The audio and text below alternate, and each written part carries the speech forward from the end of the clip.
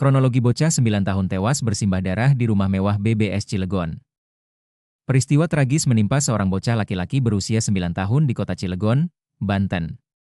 Korban berinisial MAM, siswa kelas 4 SD, ditemukan meninggal dunia dengan sejumlah luka tusukan di dalam rumahnya di kawasan BBS 3, Kelurahan Ciwaduk, Kecamatan Cilegon, Selasa, 16 Desember 2025. Berdasarkan data yang dihimpun tribunbanten.com, peristiwa tersebut pertama kali diketahui sekitar pukul 14.20 WIB, saat ayah korban, Haji Maman, menerima telepon darurat dari anak keduanya, D, 8, yang berteriak meminta pertolongan. D diketahui berada di rumah bersama korban ketika kejadian berlangsung. Mendapat kabar tersebut, Haji Maman langsung bergegas meninggalkan tempat kerjanya di wilayah Ciwandan menuju rumah. Setibanya di lokasi, ia mendapati kondisi anaknya sudah tergeletak tengkurap di dalam kamar dengan tubuh bersimbah darah. Korban langsung dibawa ke rumah sakit untuk mendapatkan pertolongan medis.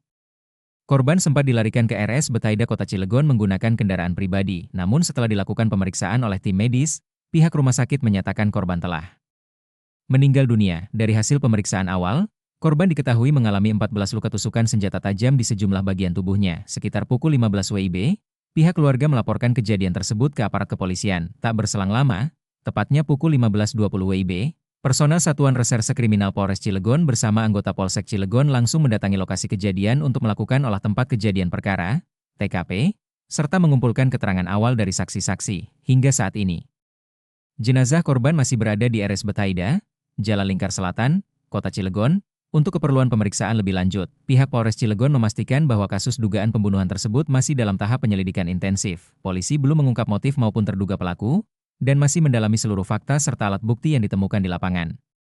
Kasus ini menyita perhatian warga sekitar dan menimbulkan duka mendalam, mengingat korban merupakan anak di bawah umur dan peristiwa terjadi di dalam lingkungan rumah tinggal. Pantauan tribunbanten.com di lokasi kejadian sekitar pukul 20.30 WIB, aparat kepolisian masih melakukan penyelidikan di rumah korban. Puluhan warga setempat serta keluarga korban tanpa hilir mudik di rumah duka.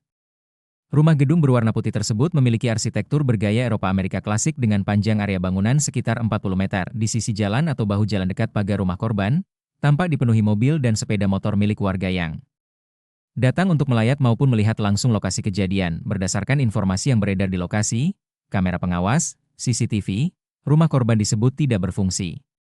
Namun hingga kini, pihak kepolisian belum memberikan keterangan resmi terkait informasi tersebut. Di bagian depan gerbang rumah, tampak 2 karangan bunga ucapan duka cita atas meninggalnya Muhammad Aksel putra Bapak Maman Suherman, Dewan Pakar PKS. Diberitakan sebelumnya, warga perumahan Bukit Baja Sejahtera, BBS, Kota Cilegon, digegerkan dengan dugaan perampokan disertai pembunuhan di sebuah rumah mewah pada Selasa, 16 Desember 2025.